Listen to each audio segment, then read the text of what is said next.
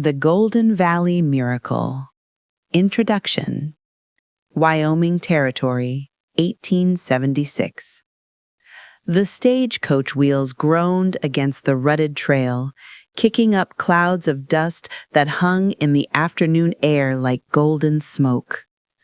Through the small window, a woman watched the landscape unfold, endless stretches of prairie grass bending in waves beneath the September wind, distant mountains standing guard like ancient sentinels. This was Golden Valley, though you wouldn't know it from any map. It was too new, too small, just a cluster of homesteads and dreams scattered across the fertile basin between two rivers. Sarah McKenna pressed her palm against the worn leather seat as the coach lurched over another bump. She'd left everything behind in Ohio, the memories, the grief, the grave marked with wildflowers. Here, in this untamed corner of Wyoming, she hoped to find something she'd lost along with her husband 2 winters ago: purpose. The driver called out, his voice rough from trail dust. "Golden Valley, miss? Such as it is." Such as it was indeed. As the coach rolled to a stop near the general store, a modest wooden structure that seemed to lean slightly to the left, Sarah counted maybe 24 buildings scattered across the valley floor. Some were proper houses with glass windows, others mere sodden dugouts with canvas doors. Smoke rose from chimneys, and somewhere a dog barked at the arriving coach. But it was the children that caught her attention first. They spilled out from behind buildings and fence posts, curious faces ranging from tiny tots to gangly adolescents. Their clothes were patched and mended, their feet often bare despite the cooling weather. One little girl clutched what looked like a horn book, those old wooden paddles with the alphabet, while an older boy carried a Bible, its pages worn soft from use. No school. She could see it in the way they looked at her trunk of books being unloaded, and in the hunger in their eyes that had nothing to do with empty bellies. These children were starving for something else entirely. "You the new widow?" A woman's voice, not unkind, but direct in the way of frontier folk. Sarah turned to find a small gathering of women, their faces weathered by sun and wind, but their eyes sharp with interest. The one who'd spoken was perhaps 40, with graying hair pulled back severely and hands that spoke of hard work. "Sarah McKenna," she replied, offering her hand. "And yes, I'm widowed." "Marta Henderson." The woman's grip was firm. "We heard you might be coming. Heard you can read and write real fine." "I was a teacher back in Ohio before I married." The women exchanged glances, and Sarah caught something in their looks. Hope mixed with desperation, like rain clouds gathering over parched earth. "We got no school here," another woman said, younger with a baby on her hip. "Try to teach our young ones what we can, but—" She trailed off, the weight of inadequacy heavy in her voice. Sarah looked again at the children, now being shooed away by their mothers, but still stealing glances at the newcomer. In Ohio, she taught in a proper schoolhouse with slate boards and neat rows of desks. Here, there was nothing but need and possibility. "I came here to start over," Sarah said slowly, feeling the words take shape like a promise. "Perhaps we could all start something new together." Martha Henderson's weathered face cracked into the first smile Sarah had seen since crossing the territorial border. "Now that sounds like the kind of talk this valley's been waiting for." As the women helped her gather her belongings, Sarah noticed a lone rider on the ridge above town. his silhouette dark against the afternoon sky. He sat motionless on his horse, watching the scene below. Even from this distance, there was something about his stillness that made her pause. Then he turned his mount and disappeared over the rise, leaving only a small cloud of dust in his wake. "Who was that?" she asked. Martha followed her gaze to the now empty ridge. "Nobody you need to concern yourself with just yet." But there was something in her tone, not quite warning, not quite worry, that made Sarah wonder.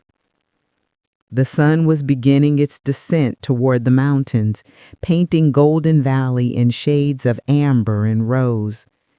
It was beautiful, this rough little settlement, in the way that unfinished things can be beautiful, full of potential, waiting for loving hands to shape it into something more.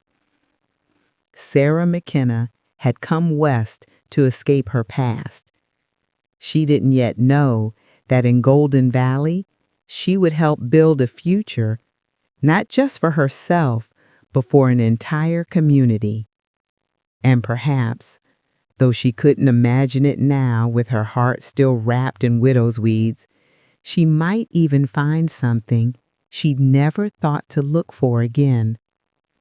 But all of that lay ahead, like pages in an unwritten book. For now, there was only this moment, a new arrival, a town's quiet desperation, children hungry for learning, and somewhere beyond the ridge, a mysterious watcher whose story was yet to unfold. The miracle of Golden Valley was about to begin. Chapter 1. A Silent Arrival. The boarding house sat at the end of Main Street, if you could call the dusty stretch of storefronts and hitching posts a proper street. Mrs. Elmira Watson, a widow herself these past 5 years, had shown Sarah to a small but clean room on the second floor. The narrow bed with its quilt of faded blue squares, a washstand with a chipped pitcher, and a single window overlooking the valley. It wasn't much, but it was hers. Sarah unpacked slowly, each item a small anchor in this new place.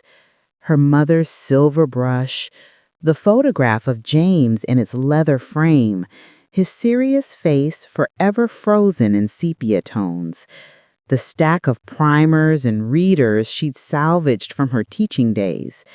Her hands lingered on McGuffey's reader, its spine soft from use. How many children had learned their letters from these pages? A knock interrupted her thoughts. "Supper's at 6," Mrs. Watson called through the door. "The other ladies are eager to meet you proper." The other ladies. Sarah had glimpsed them in the parlor, 3 women besides Mrs. Watson who took needles at the boarding house. Their husbands worked claims in the hills or drove cattle to distant railheads, leaving them alone for weeks at a time. It was a particular kind of loneliness, Sarah knew, being surrounded by people, yet missing the one person who mattered most. She pressed her palm against the window grass, watching the town settle into evening routines. Men returning from the fields, horses being led to stables, children called in for supper. Then movement caught her eye. A young boy, maybe 8 or 9 years old, sitting on the steps of the mercantile with a piece of charcoal and a flat board. He was trying to copy letters from a torn page, his tongue poking out in concentration. Her heart clenched. In Ohio, children his age would be reading full sentences, working arithmetic on proper slates. Here they made do with charcoal and splinters of wood.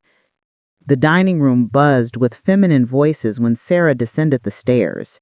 4 women sat around a table set with mismatched china, their faces turning toward her with undisguised curiosity. "Ladies, this is Mrs. McKenna." Mrs. Watson guided her to an empty chair. "Sarah, meet Mrs. Ruth Garrett, Mrs. Jane Morrison, and Miss Catherine Palmer." "Call me Kate," the youngest said quickly. She couldn't have been more than 20, with bright auburn hair and freckles across her nose. "I'm not married yet, though Tom Morrison, that's Jane's brother-in-law, he's been calling on me regular." Jane Morrison smiled at the girl's enthusiasm. She was perhaps 30, with gentle eyes and work-worn hands. "Don't mind Kate. She's got wedding fever, something fierce." "Nothing wrong with wanting a home of my own," Kate defended, then turned to Sarah. "Is it true you were a teacher?" "Yes, before I married." Ruth Garrett, a stern-faced woman with steel gray hair, leaned forward. "And you can do figures, proper arithmetic?" "Of course." The women exchanged those meaningful looks again, the same ones Sarah had noticed earlier. Jane Morrison finally spoke what they were all thinking. "My William is 7. He's bright as a new penny, but I can barely read myself. I try to teach him what I know, but—" She twisted her napkin in her lap. "A boy needs proper learning if he's going to amount to anything in this world. My Anna, too. She's 12, old enough to help with the house, but she dreams of something more. Saw a picture of a lady teacher in a magazine once and talked about it for weeks." The stories poured out over beef stew and cornbread, children learning letters from labels on tin cans, mothers struggling through the Bible, the only book in many homes, fathers who could sign only an X on legal documents, ashamed but too proud to admit it. "We tried to hire a teacher last year," Mrs. Watson explained. "Wrote to the territorial board and everything, but no one wants to come this far out, not for what we can pay." "Which is nothing," Ruth said bluntly. "We can barely keep food on the table, much less pay for schooling." Sarah set down her spoon carefully. What if we didn't wait for someone else to solve this? What if we built our own school?" Silence fell over the table. Kate's eyes went wide. Jane's hand stilled on her water glass. "Build it ourselves?" Ruth's voice held equal parts skepticism and intrigue. "Why not? We have children who need teaching. We have women who want better for them. What we lack in money, perhaps we could make up in determination." "But the men," Jane started, "will come around if we show them it can be done," Sarah interrupted gently. "In my experience, fathers want their children educated just as much as mothers do. They just need to see a path forward." The women began talking all at once, voices rising with possibility. Where would they build? Who could donate lumber? Would the territorial government help? Sarah let their excitement wash over her, feeling something spark in her chest that had been cold for 2 years. Purpose, direction, hope. It was full dark when she finally returned to her room, head spinning with plans and possibilities. She lit the oil lamp and moved to close the curtains when she saw him again, the rider from the ridge. He stood across the street, his face hidden in shadow beneath his hat brim, but she could feel his gaze on her window. He was tall, that much she could tell, with the easy stance of a man comfortable with solitude. His clothes were dark, well made but worn, and he held himself apart from the few townspeople still moving about. There was something in his stillness that spoke of, sadness? Secrets, or simply the watchfulness of a man who'd learned not to trust easily? Sarah knew she should step back, pull the curtains closed. A widow had no business staring at strange men in the darkness. But something held her there, some recognition that passed between them across the dusty street and up through her window. Not attraction, her heart wasn't ready for that, but understanding. Here was another soul marked by loss. Then someone called out, "Evening, Garrison," and the spell broke. The man touched his hat brim to a response to the greeting, but didn't engage further. Instead, he turned and walked away, his boots silent on the packed earth, disappearing into the shadows between buildings. Garrison. At least now he had a name. Sarah pulled the curtains closed and began preparing for bed, but her mind wouldn't settle. Tomorrow she would visit more families, see the children who needed teaching, begin to understand the full scope of what they might build together.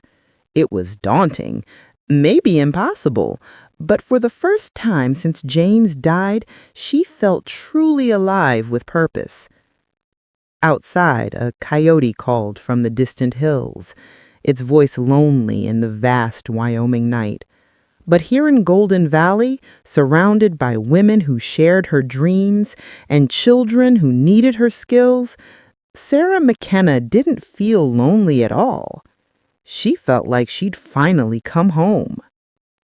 And somewhere in the darkness, a man named Garrison walked the empty streets, wondering about the woman in the boarding house window and why her arrival felt like the beginning of something he wasn't sure he was ready for. Chapter 2. Seeds of Hope. The following Sunday, after church services held in the Hendersons' barn, the closest staying Golden Valley had to a meeting house, Sarah watched the familiar ritual of families dispersing.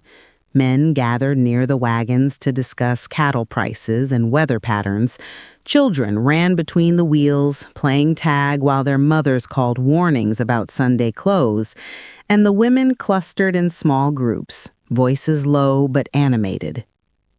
"Mrs. McKenna has an idea," Jane Morrison said to a woman Sarah hadn't met yet, "about a school." Word traveled fast in a small community. By the time Sarah reached the group, 8 women had gathered, their faces showing a mixture of curiosity and cautious hope.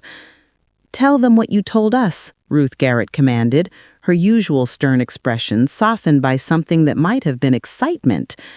"I believe we can build a school ourselves, not wait for the territory or hope for a wealthy benefactor.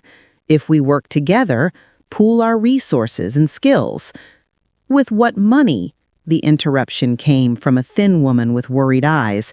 "My Harold barely keeps us fed through winter. He'd never agree to spending on some foolish notion."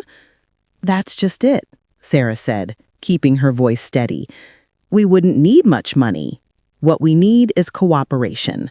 Lumber from the sawmill, perhaps in trade for services. Volunteer labor, donated materials. The men won't like it." This from an older woman, her face weathered into deep lines. "Since when is educating our children a wild scheme, Vera?" The group stirred uneasily. Sarah could feel the divide. Those who yearned for something more, battling against those who'd learned to expect less. She'd seen it before in Ohio, in the aftermath of the war. Hope was sometimes harder to bear than resignation. "What if we started small?" Kate Palmer suggested, her young voice cutting through the tension. "Just as women meeting to plan. No need to rile the men until we have something solid to show them." "Tuesday afternoons," Jane added quickly, "when the men are in the fields, we could meet at the boarding house." Sarah felt the tide turning, saw the spark catching from one woman to the next. Even the doubters looked interested despite themselves. "I suppose it couldn't hurt to talk about it," Vera admitted grudgingly. As the women made plans, Sarah noticed movement near the barn. That distinctive tall figure, Garrison, leaned against the wall, arms crossed, watching their gathering. Unlike the other men who paid no attention to the women's chatter, he seemed focused on our group, on her. When their eyes met across the dusty yard, he didn't look away. There was something in his expression, not the dismissive amusement she might have expected from a man overhearing women's plans, but genuine interest mixed with what looked like skepticism. He'd been in the barn for services, she realized. She'd noticed him in the back row, hat in hand, standing apart from the families. "Don't mind him," Martha said, following Sarah's gaze. "Luke Garrison keeps to himself mostly. Has a spread north of town. Good land, they say, though he works it alone. No family?" "None that anyone knows of. Showed up 3 years ago with money enough to buy the Polson place outright. Doesn't cause trouble, helps when asked, but doesn't seek company either." Before Sarah could ask more, a man's voice boomed across the yard. "Martha, we're heading home." The spell broke. Women scattered to their families, calling promises about Tuesday over their shoulders. Sarah helped Mrs. Watson gather the hymn books, but her awareness remained fixed on the tall figure by the barn. When she looked again, he was walking toward his horse, a beautiful black gelding that stood apart from the sturdy farm horses like its owner stood apart from the townspeople. He swung into the saddle with an easy grace that spoke of years of riding, then paused. For a moment, Sarah thought he might approach. His horse took a step in her direction, and her heart did an unexpected flutter. But then, Harold Morrison's voice cut through the air. "Fool women, thinking they can build a school. Can't even keep their own houses tight against winter, and they want to take on construction? Next they'll be wanting to vote and wear trousers." Several men chuckled, though Sarah noticed not all joined in. Some looked uncomfortable, glancing at their wives with something like apology. Garrison's jaw tightened. He turned his horse sharply and rode past Morrison's group without acknowledgement, though Sarah caught his words carried on the wind. "Might surprise you what determined women can accomplish, Morrison." Then he was gone, spurring his horse toward the northern hills, leaving Morrison red-faced and the women exchanging startled glances. "Well," Kate breathed, "that was unexpected." Tuesday came with a crisp autumn breeze that rattled the boarding house windows. Sarah had pushed the parlor furniture against the walls, creating space for the 12 women who arrived in ones and twos, looking over their shoulders as if expecting to be caught. "I brought paper," Jane said proudly, producing several precious sheets, "and Ruth has a pencil." They sat in a circle on the floor, skirts spread around them like flower petals, and began to dream aloud. A real schoolhouse with windows for light, desks where children could work properly, a wood stove to keep them warm through winter. Books, real books, not just the Bible and almanacs. "The Hendersons have that stand of pine they've been meaning to clear," Martha offered. "Mike could trade that lumber for help with spring planting." "My brother knows masonry," another woman added. "He's working in Cheyenne now, but might come if we asked." Sarah took notes, her heart swelling with each contribution. These women who had so little were offering everything they could imagine. They were deep in discussion about possible locations when Mrs. Watson, who'd been watching at the window, hissed, "Someone's coming." The women froze. Footsteps on the porch, heavy and masculine. A knock that seemed to echo in the sudden silence. Sarah rose, smoothing her skirts, and opened the door to find Luke Garrison standing there, hat in hand. Up close, she could see what the shadows had hidden, a face weathered by sun and wind, but still striking, with dark eyes that held depths she couldn't read. A thin scar ran along his left jaw, silver against tan skin. "Mr. Garrison." She was proud her voice stayed steady. "How can I help you?" "Heard there was a meeting about a school." His voice was deep, roughened, like he didn't use it often. "Thought you might need this." He held out a rolled paper. Sarah took it, their fingers briefly brushing, and unrolled it to reveal a carefully drawn plan. A building schematic, complete with measurements and materials lists. "You drew this?" She couldn't hide her amazement. "Had some experience with construction back before—" He stopped himself. "Anyway, if you're serious about building, you'll need proper plans. That's scaled for a structure that could hold 30 children, with room for expansion." The women had crowded behind Sarah, peering at the plans with wonder. Professional blueprints, donated by the town recluse to their secret meeting. "Why?" Sarah asked softly, looking up at him. For a moment, his careful control slipped. She saw something raw in his expression. Pain, maybe, or longing. "Because every child deserves a chance to learn, even out here." He cleared his throat, the mask sliding back into place, "especially out here." He turned to go, then paused.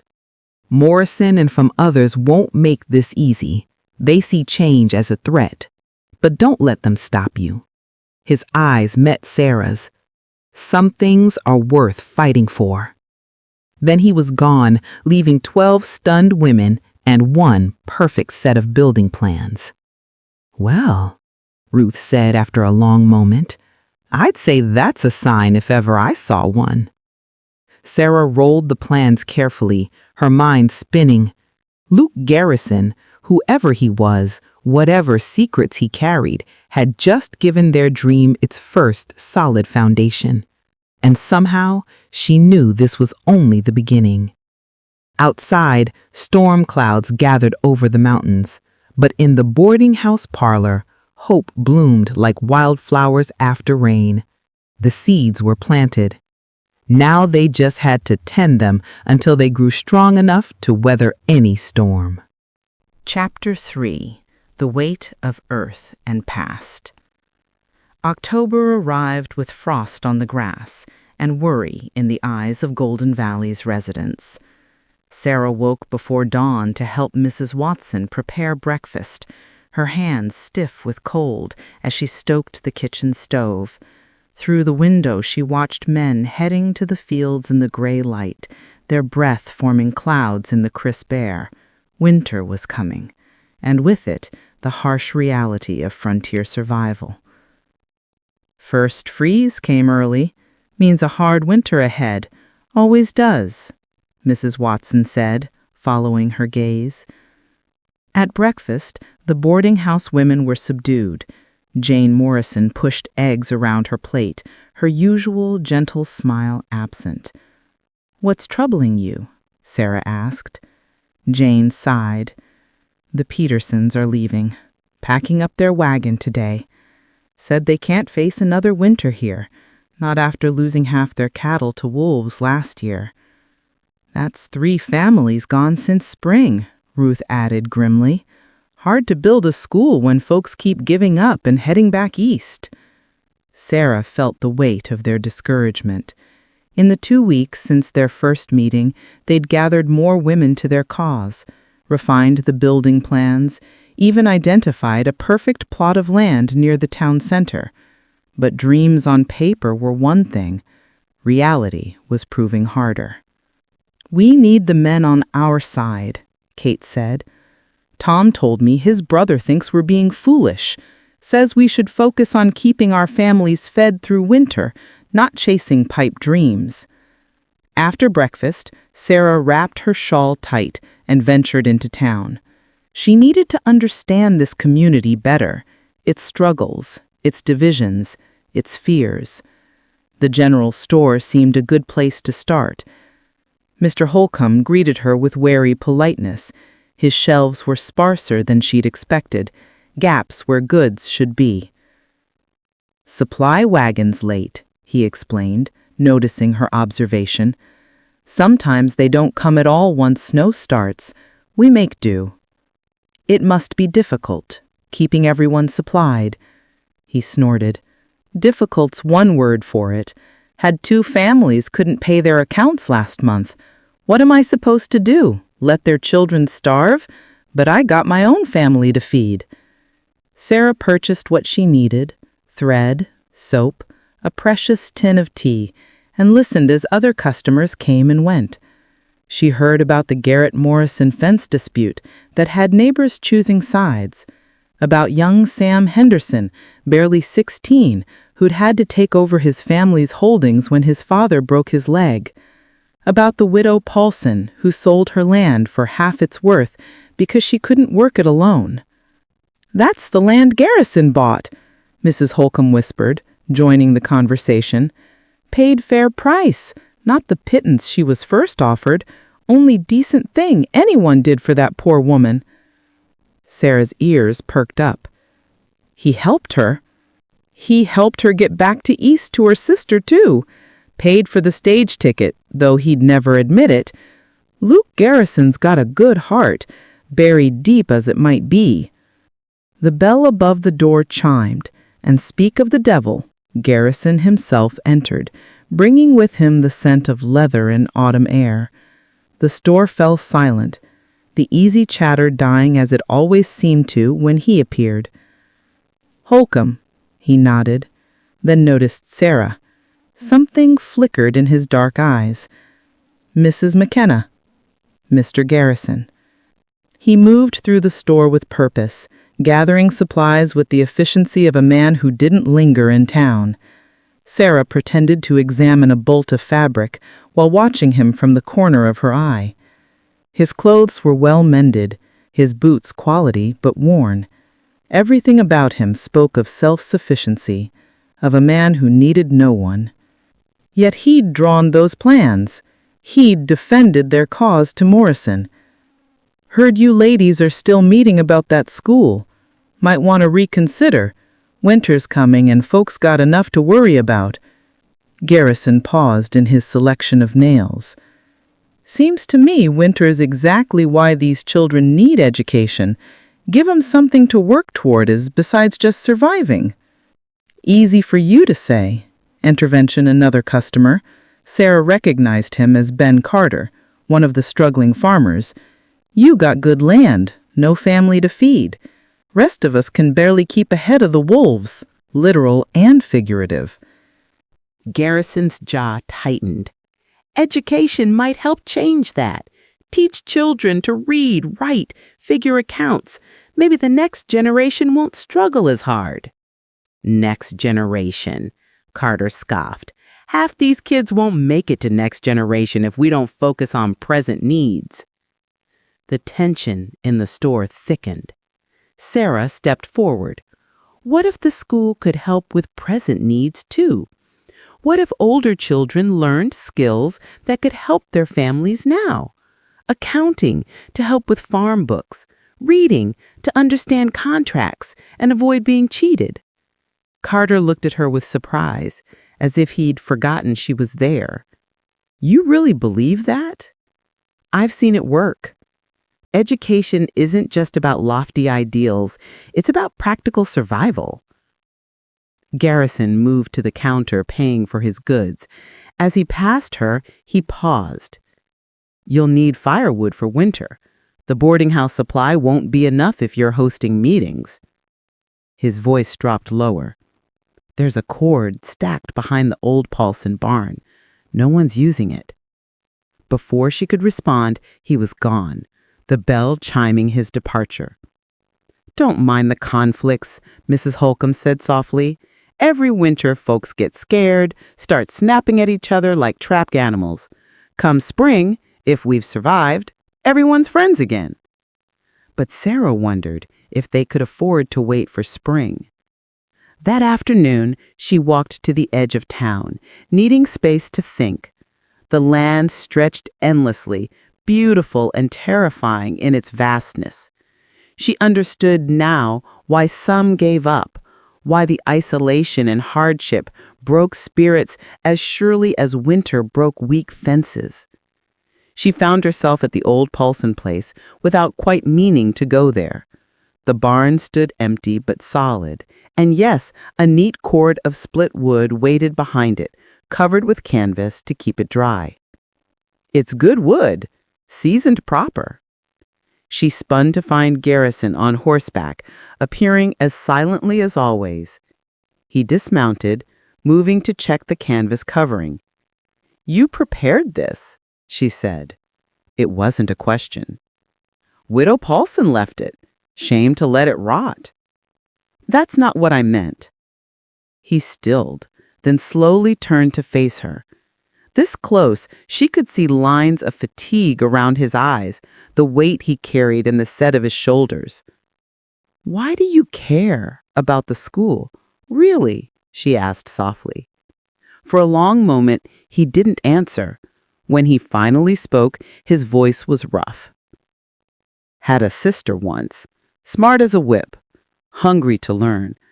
But where we grew up, girls didn't get schooling. She taught herself to read from old newspapers, wrote with charcoal on barn walls." He paused, lost in memory. "She died at 15. Fever took her. But I always wondered, if she'd had proper education, might she have known enough to help herself? Might things have been different?" Sarah's heart ached for the pain in his voice. "I'm sorry." "Long time ago." He cleared his throat, rebuilding his walls. "Point is, every child deserves a chance, even if their families are feuding, even if winter's coming, even if it seems impossible." It does seem impossible sometimes. So much division, so many obstacles. Nothing worthwhile is easy. He moved back to his horse. "But you're not alone in this. Remember that." As he rode away, Sarah stood by the woodpile, feeling the weight of the coming winter, but also the warmth of unexpected alliance. Luke Garrison carried secrets and sorrows, but he also carried hope. Carefully hidden, fiercely protected, but there nonetheless. She thought of the women gathering in secret, the children hungry for learning, the men struggling with pride and fear. Yes, winter was coming.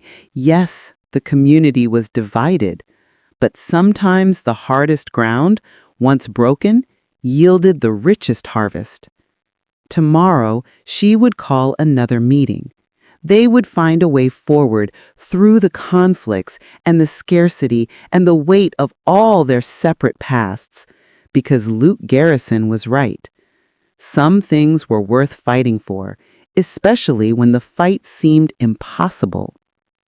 The sun set behind the mountains, painting the sky in shades of rose and gold, and Sarah McKenna, standing alone by a barn that had seen too much sorrow, felt the first real stirrings of something she'd thought died with her husband. Hope. Stubborn, foolish, necessary hope. Chapter 4. When Voices Unite. The first Sunday of November dawned cold and clear, with a biting air that promised snow before long. Sarah stood in her small room, pressing her best dress, a deep blue wool that James had loved, and gathering courage for what was to come. Today, after church services, she would stand before the entire community and propose their school. "You sure about this?" Mrs. Watson asked, appearing in the doorway with a cup of strong coffee. "Once you speak public-like, there's no taking it back." Sarah accepted the coffee gratefully. "If we wait for the perfect moment, we'll wait forever." The barn was fuller than usual, families crowding together for warmth. Sarah noticed the subtle divisions, the Morrisons and Garretts on opposite sides, the struggling farmers clustered near the back, the more prosperous ranchers claiming the front benches. And there, in his customary spot in the shadows, stood Luke Garrison. Their eyes met briefly. He gave an almost imperceptible nod, and somehow that small gesture steadied her nerves. After Reverend Mills finished his sermon about preparing for winter, both physical and spiritual, Martha Henderson stood. Before we dismiss, Sarah McKenna has something to share with us all. A ripple of surprise ran through the congregation. Women typically didn't address the full assembly. Sarah felt every eye upon her as she made her way to the front, her prepared words suddenly seeming inadequate. She looked out at the faces, weathered men skeptical of change, worried women who'd whispered their dreams, children fidgeting on hard benches. Her children, in a way, the ones she'd come to teach. "I know what you're thinking," she began, her voice stronger than she'd expected. "Winter's coming, times are hard. The last thing we need is another burden." She paused, meeting Harold Morrison's dismissive gaze directly. "But what if I told you that building a school isn't a burden? What if it's an investment in survival itself?" A murmur ran through the crowd. She pressed on. "I've watched your children these past weeks. Young Sam Henderson, doing a man's work at 16, struggling to read the contracts grain buyers put before him. Little Mary Carter, sharp as a tack, but with no outlet for her quick mind except helping her mother figure household accounts on her fingers." She saw Ben Carter's face soften at mention of his daughter. "Back east, I taught children who went on to become shopkeepers, teachers, even doctors. Not because they were born special, but because they could read, write, and figure. They could understand contracts, avoid being cheated, make informed decisions." "That's all well and good," Harold Morrison interrupted, "but we ain't back east. We're barely keeping our heads above water as is." "Exactly my point," Sarah said, turning to face him. "You're working harder than any men I've known, but without education, your children will work just as hard for just as little. Is that the legacy you want to leave?" She saw the hit land, saw Morrison's jaw tighten. "I'm not asking for money," she continued, addressing the full room again. "I'm asking for cooperation, for belief that together we can build something lasting. The Hendersons have offered lumber. Mr. Garrison has drawn professional plans." She noticed the surprise on several faces at this news. "What we need now is willing hands and open hearts." Old Samuel Wright, the most prosperous rancher in the valley, stood slowly. "And who's going to teach these children? You?" "If you'll have me. I taught for 3 years before I married. I have books, experience, and most importantly, I have dedication to see this through." "For how long?" Wright pressed. "Until some man comes courting and you run off to start your own family?" The words stung, but Sarah held her ground. "I buried my husband 2 years ago, Mr. Wright. I came to Golden Valley not looking for a new marriage, but for a new purpose. I found it in your children." A hush fell over the barn. Even the children seemed to sense the weight of the moment. Then a small voice piped up. "I want to learn to read real books." It was Mary Carter, standing on her bench, her father's hand reaching to pull her down, but Ben Carter stopped, looking at his daughter's eager face, then at Sarah. "What would you need from us?" he asked quietly. The dam broke. Questions came from all corners about location, materials, timing. Not everyone was convinced, but enough were curious. Sarah answered as best she could, feeling the tide slowly turning.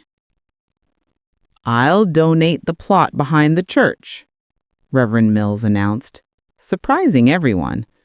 "Seems fitting, education and faith growing side by side." "I've got windows from my old cabin," another man offered. "Been meaning to find use for them."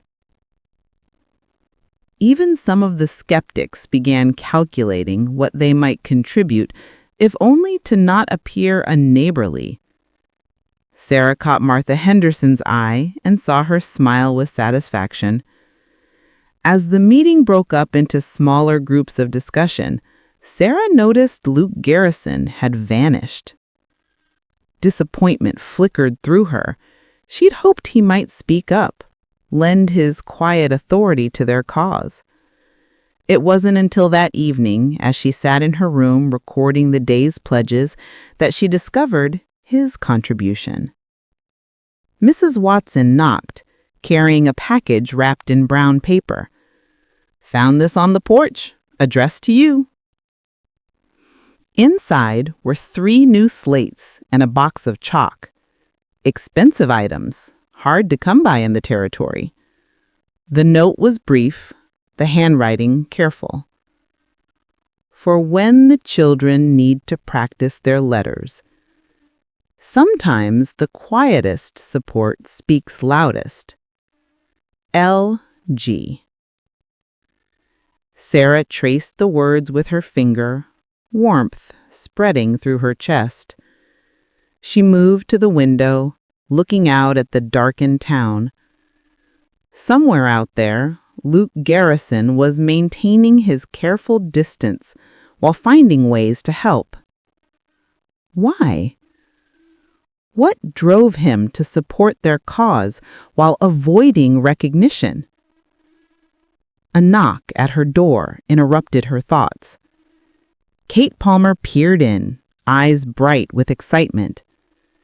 "Sarah, you won't believe it. Tom Morrison just told me his brother Harold came home grumbling about the school, but then said maybe it wasn't the worst idea he had ever heard. Coming from Harold, that's practically an endorsement." They laughed together, the sound bright in the small room. Change was coming to Golden Valley, slow and sometimes grudging, but coming nonetheless. Later that night, as Sarah prepared for bed, she found herself thinking not of the pledges they'd received or the challenges ahead, but of a man who drew building plans in secret and left gifts on porches. A man who understood that sometimes the most powerful support came not from grand gestures, but from quiet acts of faith. Through her window, snow began to fall, the first of the season, covering the rough edges of the town in pristine white. It seemed fitting, this blanket of new beginnings.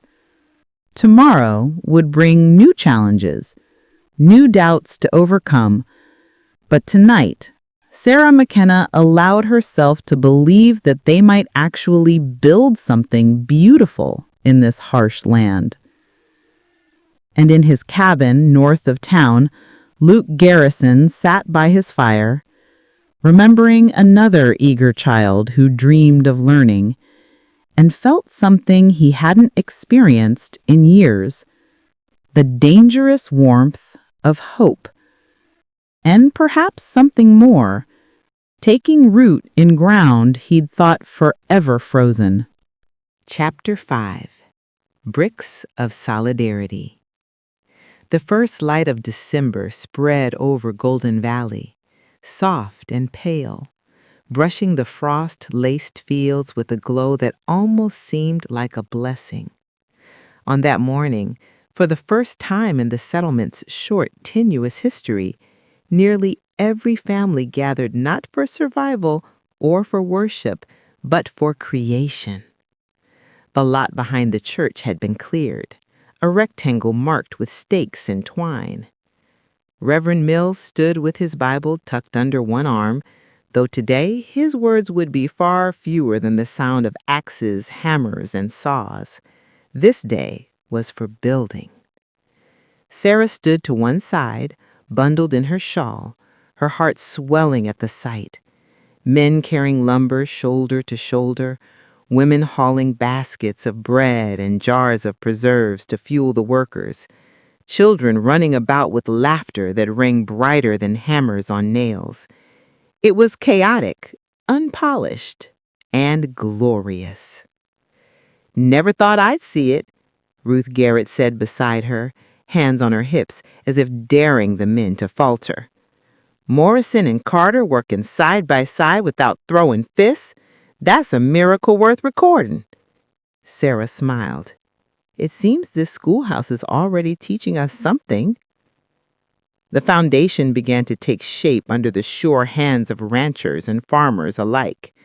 Neighbors who hadn't spoken for months now passed tools to one another, their grudges lost, at least for the moment, in the rhythm of shared labor. The women spread blankets on the frosted grass, laying out food as if it were a wedding feast.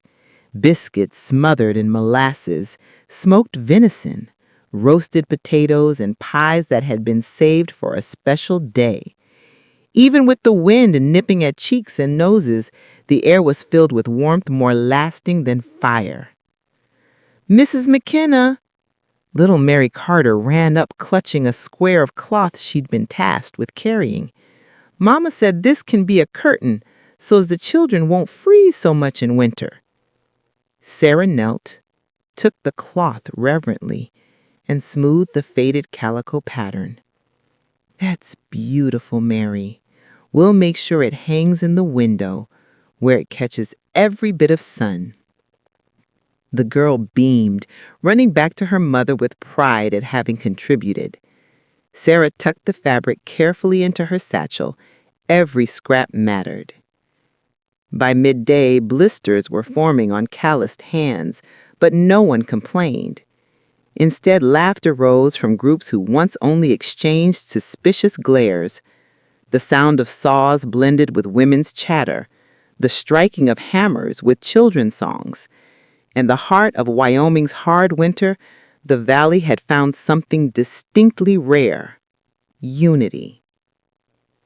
Sarah moved among the workers, offering encouragement, fetching water, bandaging a scraped hand here and there. When she stooped to pick up a hammer, another hand reached for it at the same moment. Her fingers brushed his. She looked up, finding herself face to face with Luke Garrison. His dark eyes held hers for a long beat, steady as always, but softer now, as if he'd laid down the armor he carried so habitually. "You should wear gloves," he said at last, his voice low enough that it seemed meant for her alone. "Frontier winters aren't kind to bare hands." "I've had worse than a blister," she replied, though her voice faltered at the edges. Instead of taking the hammer back, he turned her palm upward. Calluses smoothed his touch, but the gesture was unexpectedly gentle. His thumb brushed over the slight reddening of her skin, lingering just a second too long before he released her hand and slipped the hammer into his belt. The world around them roared on, men shouting measurements, children laughing, the whistle of saws. But for Sarah, the air between herself and Luke seemed to have gone utterly still. "I'll take care of the heavy work," he said, his tone clipped back into control, as though suddenly aware he'd shown too much. "No reason for you to wear yourself out." Before she could reply, he walked off toward the pile of deems, his broad shoulders taut beneath his coat. Sarah stood there a heartbeat longer than necessary, her hand still tingling as if his touch remained. The afternoon wore on, and when the first log frame was raised upright, the entire valley erupted in cheers. Men threw their hats in the air, women clapped and waved their handkerchiefs, children danced as if the structure itself had sprung from the ground like magic.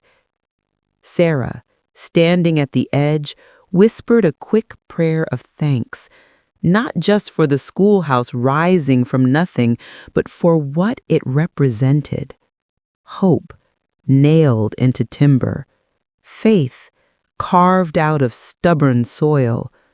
And perhaps, though she hardly dared to name it yet, the beginning of something far more personal.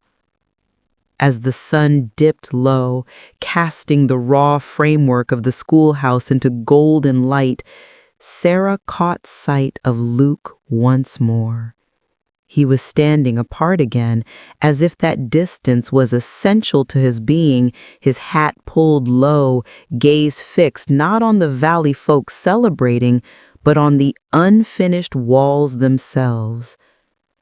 Something in his stance suggested both pride and longing, like a man who could build for others, yet feared nothing lasting would ever be his. Sarah's breath caught. She knew loneliness when she saw it. It was her own reflection only months ago. Perhaps it was still. But as the hammers rang out one last time that day, she also knew this. The schoolhouse wasn't the only foundation being laid in Golden Valley. Something else, quiet and fragile, was rising too. Not love, not yet, but the unmistakable stirrings of possibility. Chapter 6. Winds of Trial. The schoolhouse frame had barely touched the sky before trouble came riding into Golden Valley. It was a bitter January afternoon, the kind of day when frost lingered even through weak sunlight, turning the fields white and the air sharp against bare skin. Sarah had been in the half-built schoolhouse with Ruth and Jane, going over donated curtains and scraps of calico for makeshift window coverings.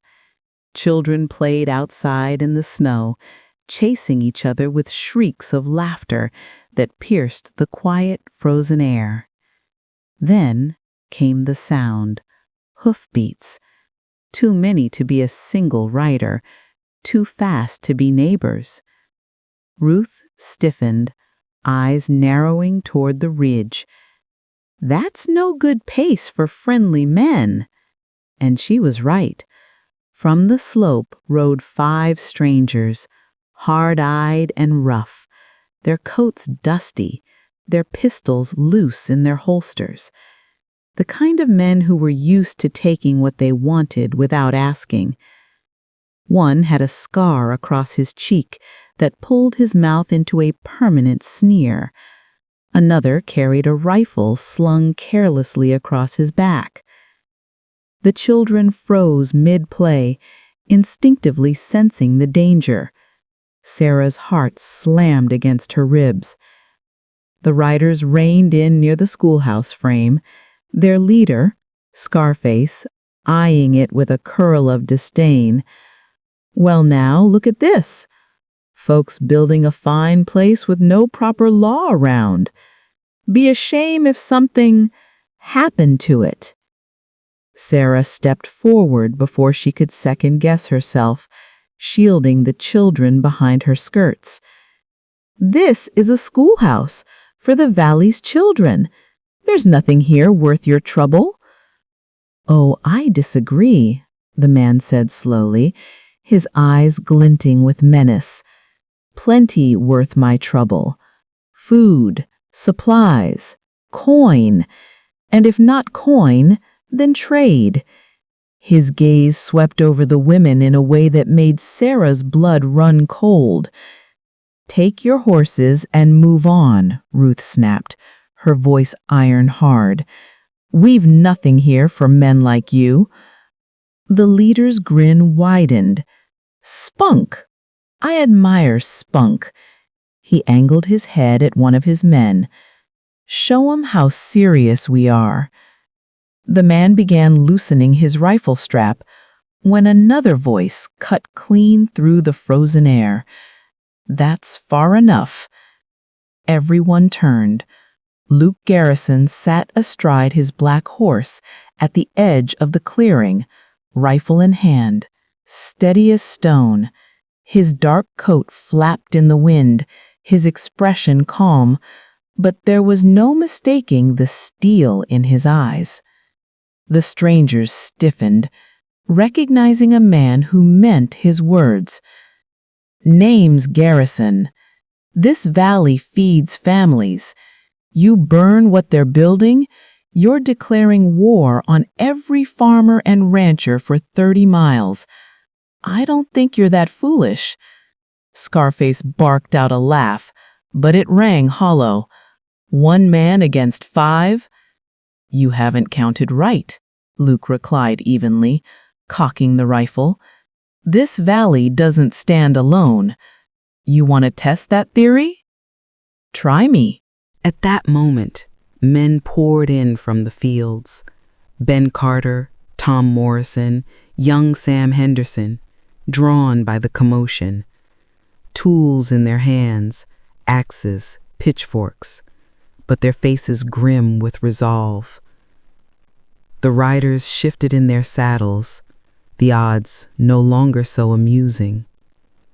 Scarface spat in the snow. "Ain't worth the fight. Let's ride." And just like that, they wheeled their horses and thundered away, leaving only the cloud of snow and dust in their wake. The valley exhaled as one. Mothers gathered their children, holding them close. Men lowered their makeshift weapons, muttering their thanks. But Sarah's eyes stayed fixed on Luke. He had dismounted now, inspecting the schoolhouse frame as though to reassure himself it was unharmed. The rifle remained in his hand, his movements smooth, practiced. She realized then, this wasn't just a rancher. This was a man who had lived by the gun before. She approached slowly. "You saved us." He didn't look at her immediately. His jaw was taut, his eyes scanning the horizon long after the danger had passed. "They'll be back. Men like that don't forget being turned away." "Then what do we do?" His gaze finally landed on hers, dark and weary, but steady. "You keep building. You don't let fear stop you. That's what makes a community strong." Behind him, Morrison stepped forward awkwardly. Garrison. The name came grudgingly, but with new weight. "Didn't think you'd stand with us. Guess I was wrong." Luke's lips twisted, as if the words pained him. "Don't expect me at your supper table, Morrison. But when it comes to protecting what's right, I'll stand." It was more than the Valley men had ever heard from him. Respect, hard-earned and reluctant, flickered between them. When the others drifted back to their homes, Sarah lingered. Luke was alone, tightening his horse's bridle, though his hands trembled slightly, almost imperceptibly, but enough for her to notice. "That's not the first time you faced men like that," she said softly. His head lifted sharply at her words. For one breath, his mask slipped, and she saw the flicker of old battles and fresh scars. "No," he said finally, voice coarse with something deeper than fatigue. "It's not." He mounted without another word, his horse pawing at the snow, but just before he turned north, he met her eyes again, and for an instant, the pain beneath his silence was raw and visible. Then he was gone, leaving behind only the echo of hooves and the memory of those weary, guarded eyes. Sarah stood in the falling twilight, her breath clouding in the cold air. She understood now more surely than ever. Luke Garrison carried a past as heavy as the winter sky, a past he'd never name easily. But whatever its weight, today he had used it to protect them all.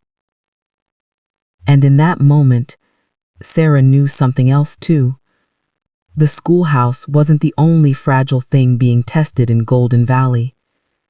Her own heart was being tested as well. Chapter 7. Secrets Revealed. The morning after the outlaws had been driven off, Golden Valley buzzed with a mix of relief and unease. Men slapped Luke Garrison's name with newfound respect in the saloon, while women whispered it in kitchens and at washboards. Yet admiration was quickly curdling into speculation. "Man handles a rifle like that," Ben Carter muttered over flour sacks at Holcomb's store. "He's not just some quiet rancher." "You saw it too," Morrison added, his voice carrying. "He didn't flinch, didn't hesitate. You don't learn that unless you've killed before." Sarah heard these words as she entered the store, carrying a list from Mrs. Watson. The air was thick with suspicion, disguised as casual conversation. Mrs. Holcomb caught Sarah's arm and pulled her aside. "Be careful, dear," she said, lips tight. "You'll hear more of this before the week's out." And indeed she did.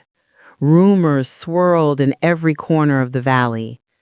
Some said Garrison was a deserter from the war, hiding from military justice. Others swore he'd once been a hired gun, paid to kill men over cattle and mines. A few even whispered he'd left a wife and child back east, abandoning them to chase shadows in the territories. It reached its boiling point at the next schoolhouse meeting. They were discussing how to chink the log walls when Harold Morrison slammed his fist against a beam. "Before we go trusting a man to draw our plans and stand guard over our families, maybe we ought to know who exactly Luke Garrison is." Murmurs rose. Some nodded, but others avoided Sarah's eyes, unwilling to speak against the man who had saved them only days ago. Sarah stepped forward, her chin lifting. "If any of you question Mr. Garrison's character, bring truth, not gossip. He stood between us and danger when others would have run. Or maybe he knew how because he is danger," Morrison countered grimly. The crowd erupted into tense debate, the fragile unity of the valley cracking like thin ice. For the first time, Sarah felt a stab of doubt pierce her own certainty.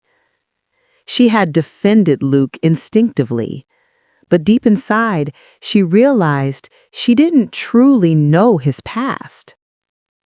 That evening, she found him at the old Paulson barn, working alone in the dimming light, splitting wood with rhythmic precision. "People are talking," she said quietly. "Let them." His axe split the next log with brutal efficiency.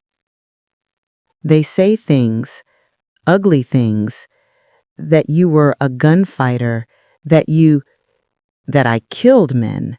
He looked up at her sharply, sweat shining along his brow despite the cold. The words knocked the breath from her. "I fought in the war, cavalry, under Sheridan." His voice was low, rough. "I saw men burned out of their homes, towns leveled, women left starving. After the fighting, I drifted. Took work guarding cattle trails, mining camps, work that meant a steady gun more than steady character. I wasn't proud of it, but a man does what he must to keep living. He leaned on the axe handle, eyes dark and haunted. When my sister died, I had nothing left to tether me. So I came here, bought land, thought maybe if I worked it hard enough, built something honest, I could bury the past. Sarah's throat tightened at the rawness in his voice. Why didn't you tell anyone? Would you have welcomed me? A man with blood on his hands, scars he can't wash clean. His gaze locked with hers, unflinching. Don't answer too quickly, Sarah. The whole town is already asking. She stood in the silence, heart torn. She thought of the women sewing curtains, the men raising beams, the children wide-eyed with hope.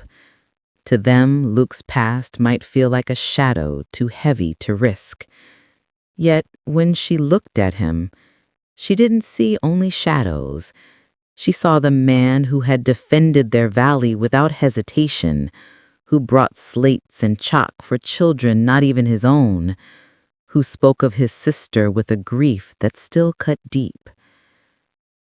You've carried this alone long enough, she said softly. They see your past as shame. I see it as a man who learned what violence can take away and chose instead to build something that gives. And what if they won't see it that way? Then I'll stand by you, she said, surprising even herself with the strength in her voice. The axe dropped from his hand, landing with a thud in the frozen dirt. For a heartbeat, the mask Luke always wore slipped fully away, and pain, gratitude, and something dangerously tender passed over his face. He stepped closer, close enough for her to see the small scar on his jawline catch in the light. Careful, Sarah, he murmured. If you put your faith in me, there's no stepping back. Their breath mingled in the cold twilight, a charged silence thick as snowfall. For one dizzying moment, Sarah thought he might reach for her. But instead he stooped, picked up the wood he'd split, and turned back to his labors. The moment was gone, but the choice pressed itself heavy on her heart. Already she had made it. As she walked back toward town, lanterns already flickering in windows against the cold, Sarah knew the gossip wasn't finished. Neighbors would press her, test her, demand she side with them against Garrison. But she had seen more in him than dangerous shadows. She had seen a man marked by war. Haunted, yes, but also capable of deep loyalty, of sacrifice, of love. And for the first time in years, she admitted the truth stirring inside her. She wanted to choose him, even if the valley did not. Chapter 8. A Choice Between Fear and Faith. Snow fell heavy that February, blanketing the valley until fences disappeared, and livestock had to be dug out from drifts before they could be fed. For weeks, the entire community bent under the weight of survival. The laughter that had filled the worksite in November was gone. The schoolhouse frame stood half-finished, caught in frost and silence. But it wasn't the snow alone that stopped progress. It was doubt. The whispers about Luke Garrison had grown louder with each night the wind howled across the rooftops. In kitchens and by wood stoves, families weighed his past against his present. Some argued that a man with blood on his hands shouldn't be allowed to shape the foundation of children's futures.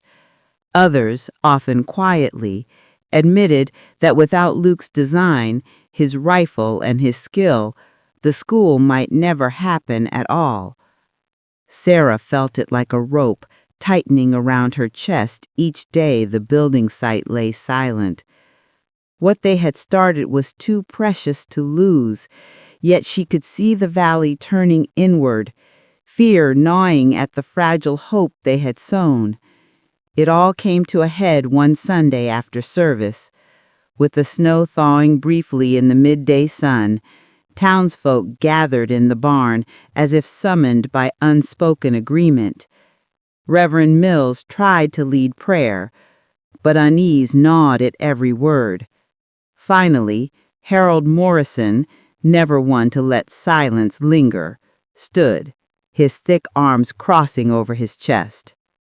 "This town needs to make up its mind," he declared. "I won't put my family's trust in a man who once sold his gun for coin. If we're to build a school, we build it without Luke Garrison, or we don't build at all." Gasps and murmurs filled the space. Martha Henderson rose immediately, fire in her voice. "And without his plans, without his guidance, you'll leave the framework to rot? We'd still be arguing about nails if not for him." But others were nodding at Morrison. Fear was contagious, and in that crowded barn, Sarah felt it spread like smoke in a closed room. Her pulse pounded. This was the moment. If she stayed silent, the project would wither. If she spoke, she risked her voice, her standing, her fragile reputation as a widow seeking nothing more than quiet rebuilding. Yet she remembered Luke's scarred face when he spoke of his sister, remembered his steady defiance as he faced down the outlaws, remembered the slates and chalk he'd left on her porch. A man's past could not erase the truth of what he had done here, for these people, for their children. She stood, her heart hammering. "If you turn your backs on Luke Garrison," she said, her voice unexpectedly strong, "you turn your backs on the man who saved us when fear came pounding at our doors. You turn your backs on the only one who had the skill and courage to carry us past doubt." All eyes shifted to her. Some faces softened at her words. Others hardened. Sarah pressed on, refusing to falter. "I know his past. I know what you whisper.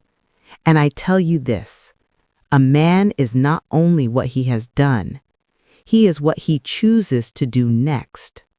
Luke has chosen to build, to protect, to give. Can any of you say the same? Can any of us claim to be without choices we regret?" Silence followed, thick and brittle. Then little Mary Carter tugged her father's sleeve. The child's clear voice carried into the hush. "Papa, if Mr. Garrison hadn't been there, I'd be gone too." Ben Carter swallowed hard. Slowly, he stood. "My Mary speaks plain. I'll keep building with Luke's plans." From there, the tide shifted. Some still resisted, but the momentum swung back toward hope. Reverend Mills raised his hands. "Faith is not built on fear. If we wait for perfect men to lead us, we'll never build anything at all. Let us continue." The meeting dispersed, tension lingering, but the work resumed the next day. Men came with axes, women brought warming stews, children ran about the snowy lot while new beams were raised. And through it all, Sarah felt the sting of risk in the flush of relief. Her words had tethered her future to Luke's in front of everyone. That evening, she found herself walking toward the North Ridge, where his cabin smoked a lonely trail against the fading sky. She told herself it was just to deliver leftover bread. But when Luke opened the door, The warmth in his eyes told her he understood her coming meant more. "You stood for me today," he said simply. "I only spoke the truth."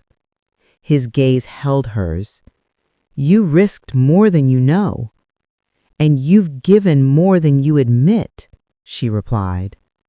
Silence fell between them, deep and charged. The fire crackled inside his cabin, the scent of pine logs and leather thick in the air. Sarah's heart beat too fast, her breath catching as if she'd stepped deeper into unfamiliar territory than she had ever dared. Luke broke the silence first, his voice low, almost rough. "You should be careful aligning yourself with me, Sarah. I'm not the future you deserve." Her throat tightened. "The future I deserve is one I help build. And you're building it." For the first time since she had known him, Luke's mask cracked into something dangerously human, something tender. His hand hovered for a moment, then brushed a strand of hair fallen loose against her cheek. The touch was fleeting, almost accidental, yet intimate enough to send warmth through her entire being. Neither dared move further. The winter wind whistled outside. The fire snapped, and both knew the valley would still test them in days to come. But here, in this stolen moment of unguarded honesty, Sarah felt the undeniable truth, not love yet, not fully spoken, but the beginning of something fragile and fierce. Faith over fear, a choice she had made, a choice she would not take back. Chapter 9. The Day of Inauguration. March sunlight spilled across Golden Valley, bright and thin after the long winter, glinting off melting drifts of snow. The crackle of saws and the thud of hammers had given way to something new that morning: laughter, chatter, and the rustle of Sunday best clothes. The schoolhouse was finished. It wasn't grand like those back east, not with its rough-hewn log walls and plain glass windows, but it stood tall and proud behind the church, crowned with the fresh scent of pitch and timber. The single-room structure with its wood stove and lovingly sewn curtains felt like a promise carved into the frontier itself. Sarah stood at the doorway, hand resting on the polished latch, fighting tears she didn't want to shed in front of the children who gathered at her skirts. Her heart trembled at the sight of their wide, eager eyes, many of them clutching new slates, chalk, or worn primers like treasures. Ruth Garrett, wiping her hands on her apron, gave Sarah a brisk nod. "You did it." "No," Sarah whispered, her gaze sweeping over the crowd of families gathered. "We did." Reverend Mills raised his hands and prayed over the building, a simple prayer of gratitude for courage, cooperation, and the future it pointed toward. Then, with his solemn nod, Sarah pushed open the door. The children stampeded inside with squeals of delight, their boots clattering on the wooden floor, their voices rising in exclamation over desks lined in rows, curtains fluttering in the breeze, sunlight streaming through newly polished glass. Sarah followed slowly, overwhelmed by the sound. She had imagined this moment 100 times, yet the reality pierced deeper than she ever allowed herself to dream. The valley had built more than a schoolhouse. They had built hope itself. Parents crowded into doorframes, craning to see, pride warming even the most skeptical faces. Morrison, gruff and uncomfortable as always, muttered something about "not such a fool's errand after all." And standing to one side, hat in hand, was Luke Garrison. He wasn't smiling, but his eyes caught hers through the crowd, steady, searching. The day belonged to the community, but in that locked gaze, she felt the quieter truth. The two of them had built this together in stubborn faith. Children took their seats, Mary Carter eagerly blurting, "Can we start reading right now?" The room burst into laughter, and for once, even the hard-etched lines of the valley softened in joy. The celebration spilled into the afternoon. Women laid out feasts of stew, biscuits, and pies along tables in the churchyard. Men shook hands like brothers after long quarrels. Music rose as young Samuel Henderson plucked at his fiddle, and young couples even danced across the muddy patch of ground near the well.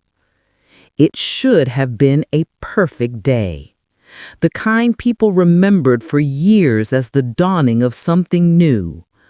But trouble has a way of arriving when joy is highest. Just as Sarah was helping pour coffee, Tom Morrison rode into the gathering, his horse lathered in sweat. He dismounted stiffly and strode toward the crowd with a folded newspaper clenched in his fist. His expression was grim, as if he carried the weight of a storm in his pocket. "Reckon you all ought to read this," Tom said, holding the paper aloft. "Came in on the last stage from Cheyenne." The crowd quieted. Sarah's chest tightened with unease.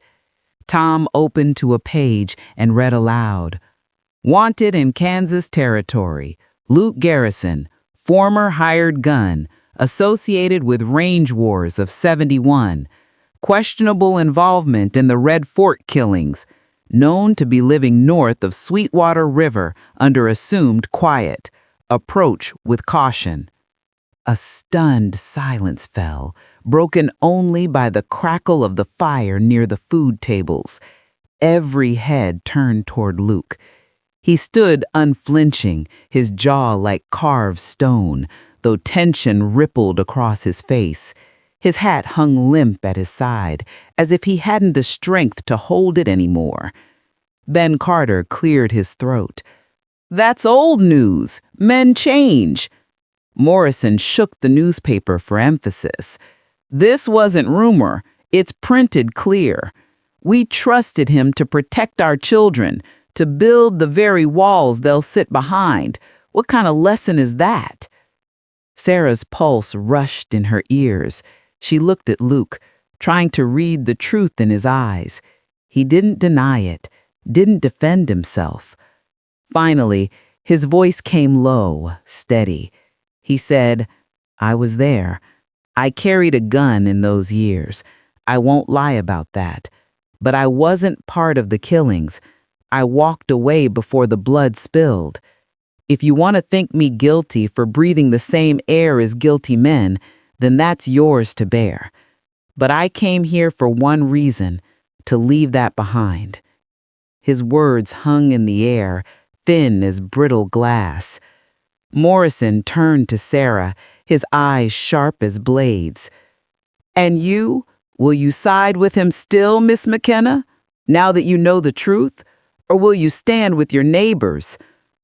All the air seemed sucked from Sarah's lungs.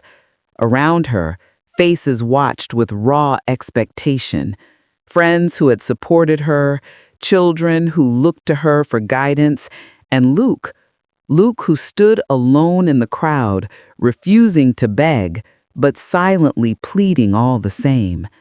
This was the choice she had known would come.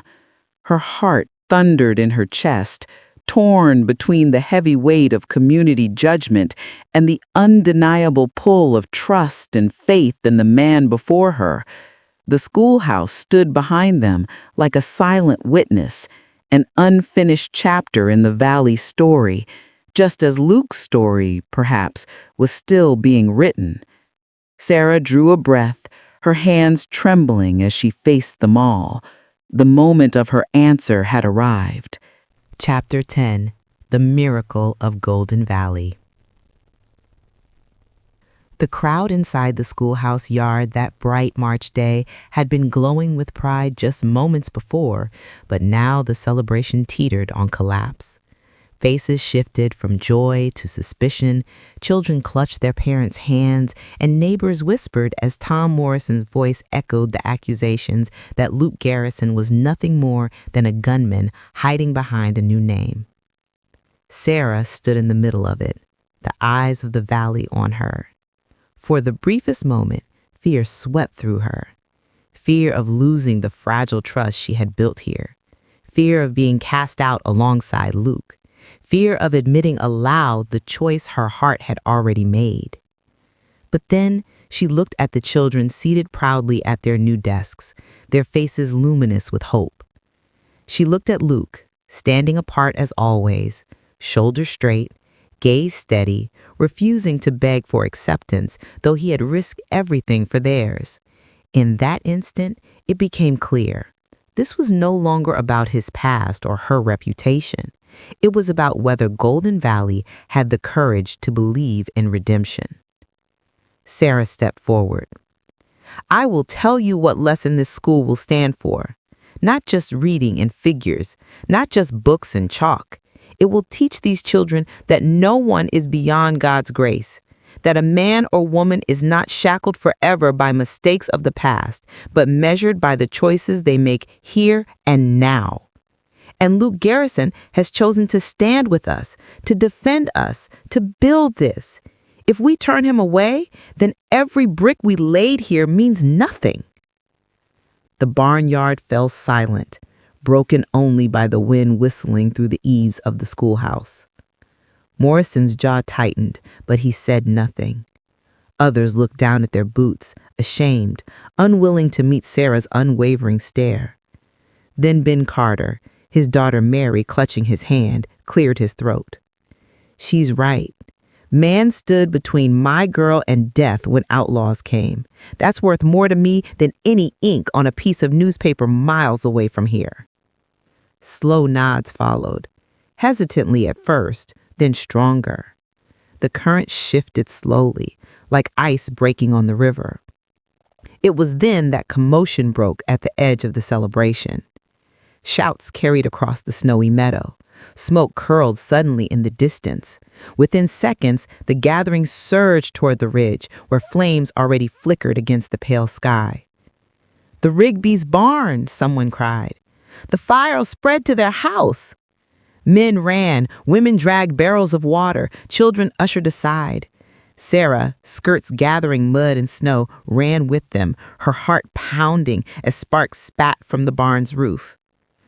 By the time they reached the blaze, it had grown raging, threatening to leap to the Rigby's home only yards away. Panic swept the crowd. There wasn't enough water, not enough hands, the flames were too high. Then came the sound. Luke Garrison's voice, calm, commanding.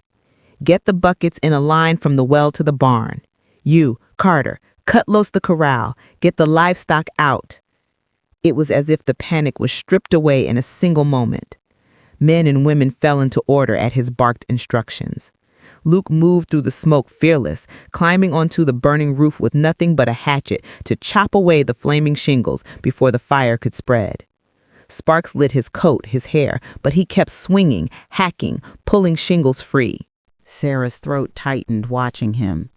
Every strike of his arm was an act of defiance, not only against the fire, but against the shame tied to his name. He worked with a desperation that was more than survival. It was as if he were carving proof into the smoke-filled air that he belonged here, that his life, scarred though it was, had purpose. "Luke, come down," Sarah shouted once, her voice ripped raw by fear, but he did not falter. At last, with the bucket line dousing the remaining flames, the structure groaned, the fire breaking. Luke bounded down from the roof, coughing, his shoulders blackened with soot. And as he staggered into the snow, cheers rose from the exhausted crowd. The Rigby barn was saved, their house untouched, their future unburned. Mrs. Rigby fell to her knees, weeping openly. Her husband clasped Luke's hands in both of his, voice breaking. "You saved us, Garrison. God help me, you saved us." Sarah rushed to him then, unable to care what any eyes around them thought. She pressed a damp cloth from a child's bucket to his scorched hand. "You fool! You could have been killed," she whispered fiercely, her voice trembling. Luke looked at her, streaks of soot across his face, eyes raw with exhaustion. And something passed between them, something unspoken yet powerful, undeniable. "I wasn't about to watch more homes burn. Not again. Never again," he rasped. She understood in that moment this was the wound he had carried all along from war and fire and loss. And here in their valley, he had rewritten it, turned destruction into salvation. The doubts were gone, the old whispers shriveled in the smoke. Standing there in the churned snow with neighbors gathering in gratitude and awe, Sarah saw the truth laid bare. Luke Garrison was no longer just a shadow of the past. He was the beating heart of Golden Valley's future. That evening, as the fire's embers cooled and families finally drifted home weary but victorious, Sarah and Luke remained by the quiet schoolhouse. The golden winter light faded over the roof they had dreamed into being. Children's laughter still echoed faintly from the distance, their voices lifted by the promise of tomorrow. Sarah turned to him, her hand still holding his where burn cream now smeared across his knuckles. "This valley needs you," she said softly. "And you?" His voice was rough, uncertain. "Do you?" Her heart raced, but she did not falter. "I came here searching for purpose. I thought it would be in teaching, in rebuilding the pieces of myself I lost with James. But it wasn't just purpose I found." She squeezed his hand, meeting his eyes steadily. "I found you."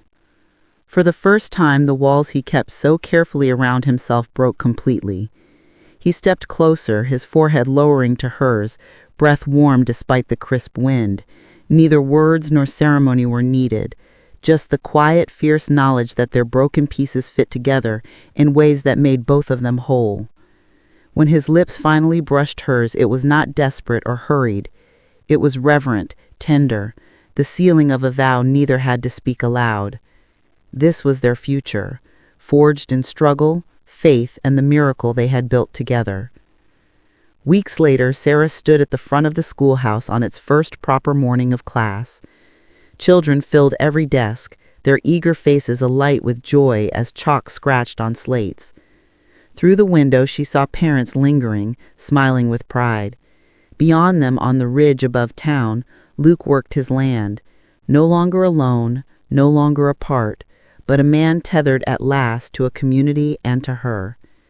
She laid her hand on the desk, feeling the grain of the wood, and in her heart knew the truth. The schoolhouse was just the beginning. It had risen not only from nails and timber, but from faith, redemption, and love. The valley had dreamed of a miracle, and here it was, standing tall in Golden Valley. Epilogue: Golden Valley, 2 months later. Spring had come at last to Golden Valley. The snow had melted into soft rivers that fed the earth, and patches of tender grass stretched green across the hills. The air smelled of thawed soil and hope, a sweetness carried on the breeze.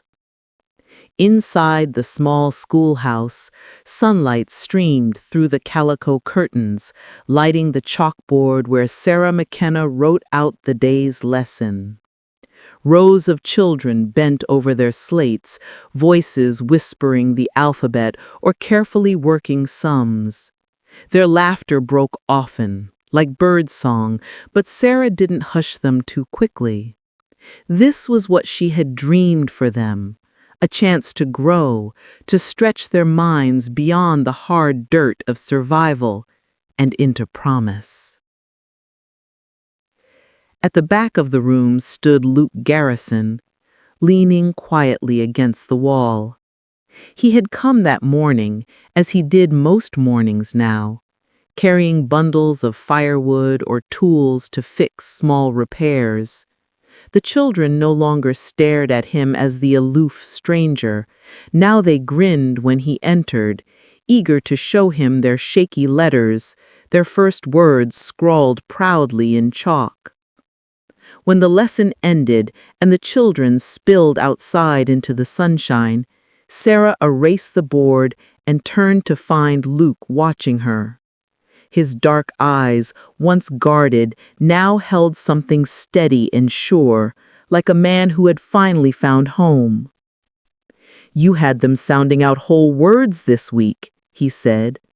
There was pride in his tone, quiet but unmistakable. "They're hungry for learning," Sarah replied, smiling as she stacked the primers. "Sometimes I can't keep up with them."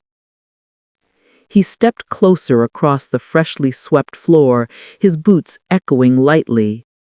"Then maybe you need someone to help keep balance here, someone to make sure the roof holds steady, the fire stays lit, and the teacher isn't carrying the whole load alone."